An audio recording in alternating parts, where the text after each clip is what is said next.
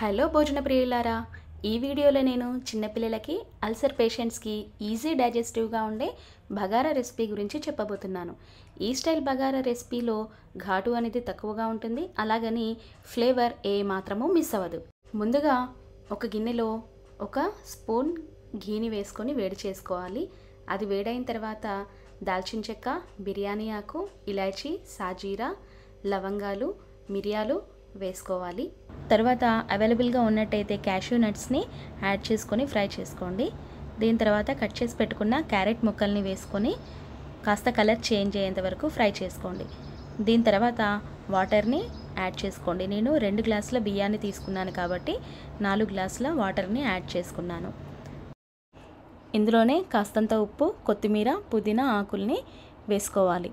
నీరు మసులుతున్నప్పుడు అందులోకి నానబెట్టి పెట్టుకున్న 2 గ్లాసుల బియ్యాన్ని వేసి ఉడికించుకోవాలి.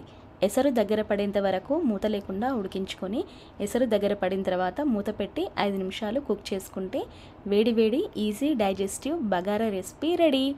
మీకు ప్రజెంట్ చేసిన ఈ ప్లేట్లోని రాగి సంకటి రెసిపీ అండ్ చికెన్ రెసిపీస్ కోసం డిస్క్రిప్షన్లో ఉన్న లింక్లను చెక్ చేయండి.